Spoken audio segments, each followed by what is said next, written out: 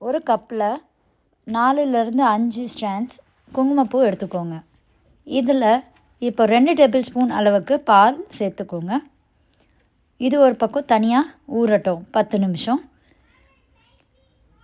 இப்போ இன்னொரு கப்பில் பன்னீரை இந்த மாதிரி க்யூபாக கட் பண்ணி எடுத்துக்கோங்க. நான் இங்கே 250 கிராம் பன்னீர் எடுத்துக்கிறேன். இதில் 1 டேபிள் ஸ்பூன் அளவுக்கு வெறும் மிளகாத்தூள் சேர்த்துக்கோங்க. 1/2 டேபிள் ஸ்பூன் மஞ்சத்தூள் சேர்த்துக்கோங்க. இப்போது 1லேருந்து 1.5 டேபிள் ஸ்பூன் கரம் மசாலா சேர்த்துக்கலாம். இது எல்லாத்தையும் நல்லா மிக்ஸ் பண்ணி விட்டு டாஸ் பண்ணி வச்சுக்கலாம். இப்போது ஒரு கடாயில் கொஞ்சமாக எண்ணெய் விட்டு இது எல்லாத்தையும் ஷாலோ ஃப்ரை பண்ணி எடுத்துக்கலாம். மெதுவாக ஒன்று ஒன்றா பார்த்து வைக்கணும். அடுப்பு சிம்மில் தான் இருக்கணும். இது எல்லாத்தையும் நல்லா கோல்டன் கலரில் வர வரைக்கும் ஃப்ரை பண்ணி எடுத்துக்கலாம். ஒரு பவுலில் நான் இங்கே 1 டம்ளர் அளவுக்கு பாஸ்மதி ரைஸ் எடுத்திருக்கேன். இது 1/4 மணி நேரமாக ஊறிட்டுருக்கு. இப்போது இன்ஸ்டன்ட் பாட் ஆன் பண்ணி வச்சுருக்கேன். இப்போ பார்த்தீங்கன்னா உள்ளே இருக்கிற பாத்திரம் சூடாக இல்லை. ஜஸ்ட்டு ப்ளக் பண்ணிவிட்டு ஆன் பண்ணியிருக்கேன். இப்போ நம்ம இதை சாட்டே மோடில் வைக்கலாம். இப்போ கொஞ்சம் கொஞ்சமாக பாத்திரம் சூடாக ஆரம்பிக்கும். இப்போ 2 டேபிள் ஸ்பூன் அளவுக்கு எண்ணெய் இதில் சேர்த்துக்கலாம்.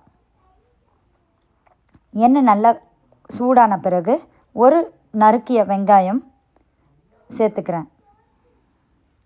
இது கூட 2 இல்லை 3 பச்சை மிளகாய் நடுவில் கீனி சேர்த்துக்கோங்க, உங்கள் காரத்துக்கு ஏற்ற மாதிரி. வெங்காயம் நல்லா கண்ணாடி பதம் வர அளவுக்கு வதக்கி விட்டுக்கலாம். இப்போ இது கூட 2 தக்காளி சேர்த்துக்கலாம். இது ஓரளவுக்கு வணங்கி வந்ததும் இதில் இஞ்சி பூண்டு பேஸ்ட்டு 2 டேபிள் ஸ்பூன் நான் சேர்த்துக்கிறேன்.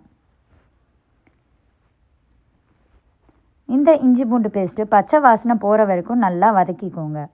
இந்த தக்காளி இஞ்சி பூண்டு பேஸ்ட்டு இதெல்லாம் நல்லா குழஞ்சி வந்தால் தான் இந்த பன்னீர் பிரியாணி நல்லாயிருக்கும்.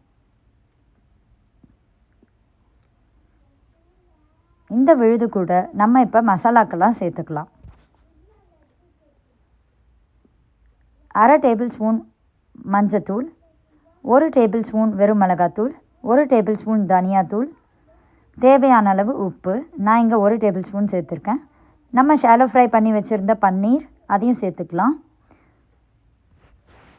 2 டேபிள் ஸ்பூன் தயிர், நம்ம ஊற வச்சுருந்த 1 டம்ளர் அரிசி தண்ணி இருத்துட்டு நம்ம சேர்த்துக்கலாம். இதில் நான் 1க்கு 1 டம்ளர் தண்ணி ஊற்றிருக்கேன். அதாவது 1 டம்ளர் அரிசிக்கு 1 டம்ளர் தண்ணி, அப்போ 1.5 டம்ளர் தண்ணி ஊற்றிருக்கேன். இது கூட நம்ம ஊற வச்சுருந்த சாஃப்ரான் மில்க் இருக்குது இல்லைங்களா, அதையும் இதில் சேர்த்துக்கோங்க. உப்பு வேணும்னா செக் பண்ணிக்கோங்க. இப்போது ஒரு மூடி போட்டு இதை நல்லா மூடிடலாம். லாக் பண்ணிட்ட பிறகு ரைஸ்ன்ற ஆப்ஷனில் நம்ம இதை செட்டப் பண்ணிக்கலாம். ப்ரெஷர் பார்த்திங்கன்னா லோவில் வச்சுக்கலாம், அப்போ தான் அடிப்பிடிக்காமல் இருக்கும். கீப் வார்ம்ன்ற ஆப்ஷன் கீழே இருக்குது, அதை ஆனில் வச்சுக்கலாம், அப்போ தான் சாதம் எப்பவும் சூடாக இருக்கும்.